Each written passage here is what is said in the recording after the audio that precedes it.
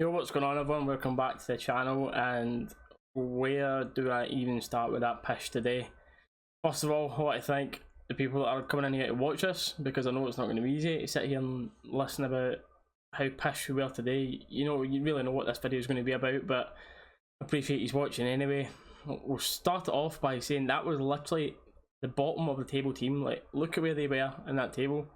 This third win all season, one away win, one home win, and one against us, and that was our lowest possession we've had all year. As I was saying, Hearts being bottom of the table, you were expecting us to come in here, get this win. Although our past two performances before this, which is now 3 in a row performances, that hasn't been great, you're still expecting us to come in with our position, with everything on the line, to come in here and dominate this today. From my pre-match poll, 84% of people thinking Rangers to get the win, 13% thinking Rangers to win by 3 or more today, and then 1% for a draw, 1% for Hearts. Some of the predictions I've got: Scott saying Rangers 3-0 are able to score the first goal. CPRFC saying I'm not expecting it to be easy despite the league positions, new manager, new philosophy, new style, all that, which, to be fair, that wasn't the way it worked out today. It usually gives them a lift. It adds up to a tricky fixture. I'm going for 2-0 to the famous. Dino saying 3-0, all that matters is a win, don't matter if it's 1-0 or an own goal.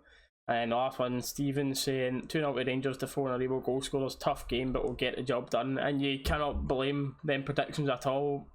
I thought we were going to come in here and win comfortably. 2-0, 3-0 was what I was predicting today, but on no planet did I see us performing like that. 3 of our main chances in the first half was Kent in the 11th minute. It was literally harder to miss. He's blazed it over the bar from about 7 or 8 yards out. He has to show better composure in that position, just has to score there. You've got another one where Rebo went through on goal. The defender done alright to catch up to him and close him down, but still, he should be doing better than a topo. He needs to show more composure in front of goal again. We should have been 2-0 up. The game could have been dead and buried by this point. We never got passes going. I would love to see a stat of how many touches our midfield 3 had, because Jack, Kamara and Davis were barely in the game. It was just bypassing them. Hearts were dominating everything. They had more fight, everything. This is the type of game that you need players that are willing to fight, and today we just did not look up for it. At half time, you knew there had to be changes made, because you just cannot keep that same team after getting so overrun in that first half. So Jack controversially got took off personally, or I think everyone would have took Kamara off in that situation. I know Jack was on a yellow card, but he usually is the heart of that midfield. He didn't have his best game today when he came off, but no one really did. So unless Jack's had an injury, I'm not quite sure why he took him off, and it was Arthur to come on there.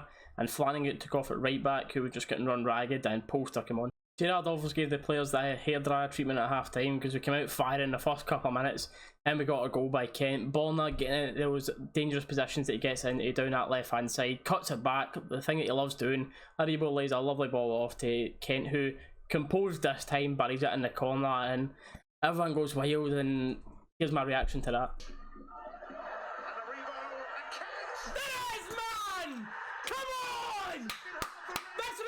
We need in the second half. Oh, thank God, man! It calms the nerves a little bit.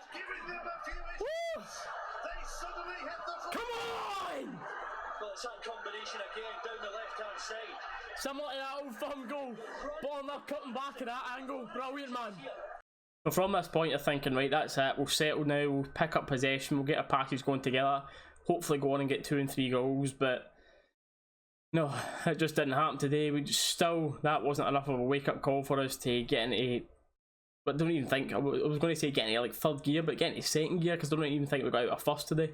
Then of course Naismith's goal came. It had to be him that scored it, but I've got no idea what Kamara's doing, what Kamara's thinking. If you're stuck for a position in that, you've just got to get the ball away. You cannot dilly-dally with it in that area.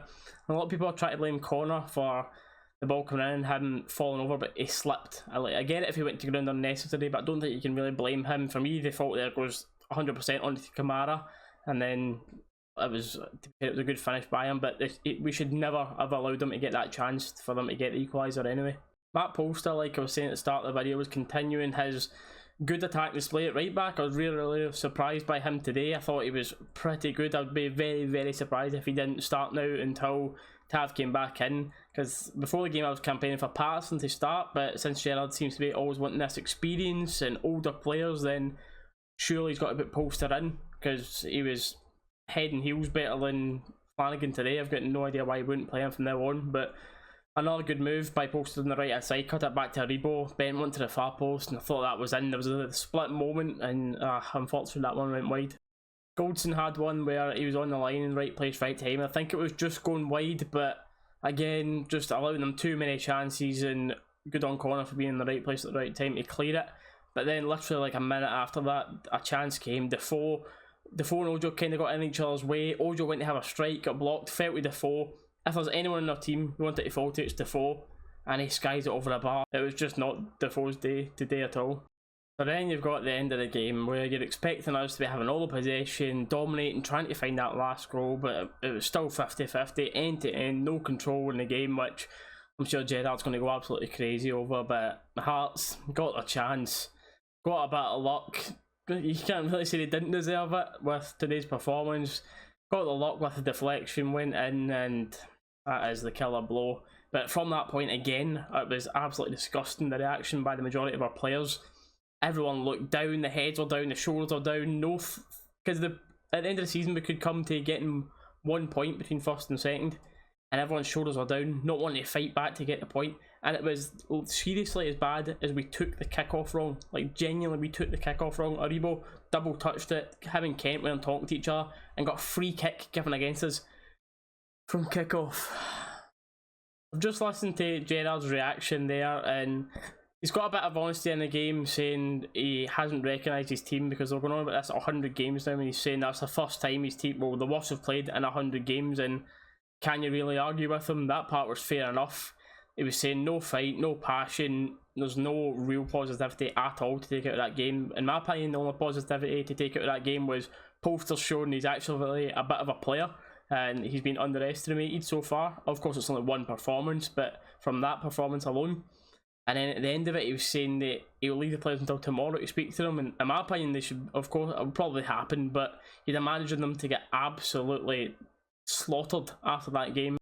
So it now leaves us in a position of where do we go from here? Now, the January transfer window is currently open, 5 days, or 4 and a bit days right now from it still being open. I put a poll at my Twitter after the game, which I put the results to now. You can see that 87% of the people that voted think it's vital that we bring players in, because I thought, going through the players today, Defoe, absolutely nothing. No work rate. He's not got the mobility and the energy to play up front on his own. Great goal scorer, numbers speak for that. But in them type of games today, we need high energy, high runners. I think, how many times did he touch the ball today? He was an absolute passenger. Well, so many people were a passenger today. So one major thing is our squad depth, which is a problem. And Gerrard's saying he wants to cut down. That's what he's been saying all through this January window, and not really wanting anyone in. But I think it's absolutely vital that we're bringing in another striker, midfielder, winger, people that are ready to fight and put this first team squad on their toes. A player that I think would have thrived in today's game is Ross McCrory. Like the big, agile, strong. I thought he would have absolutely thrived in that centre mid role today. Thought Davis, he was absolutely missing, played like a passenger. A lot of it could be burnout with the same squad playing over and over again, but Davis, at his age now, just doesn't have the legs. Most people were a passenger. I don't mean to be picking out individuals, because as a team performance it was not good enough, but Ross McCrory is the type of player that I'd love to see him play today.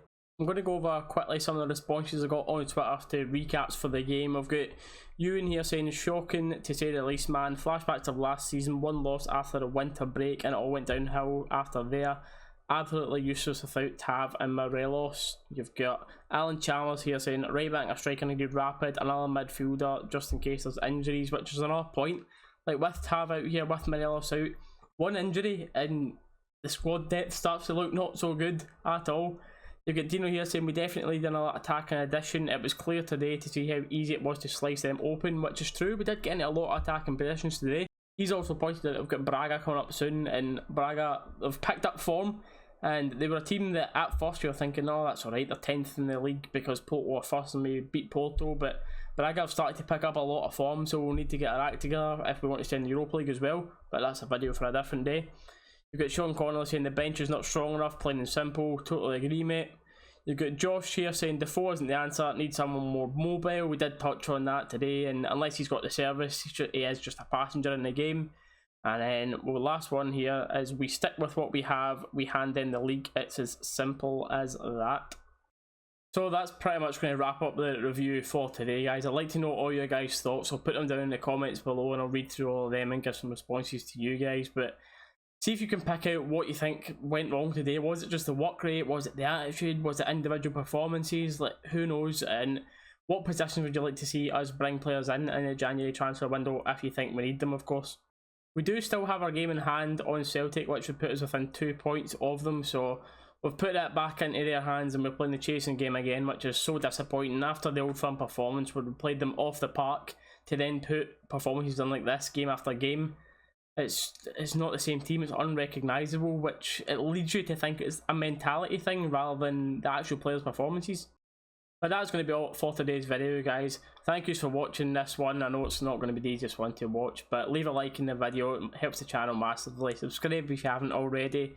And the next video will be on Wednesday night, which will be the Ross County game at home, which we've got a few Wednesday games in a row now, so hopefully we'll get 3 home games in a row, and Celtic will get 3 away games in a row, so hopefully the tide can turn a little bit there, and we can get some luck coming out of them. But the next video will be on Wednesday, guys, as I said there. Hope you have enjoyed this one still, somehow, and we'll catch you in the next one.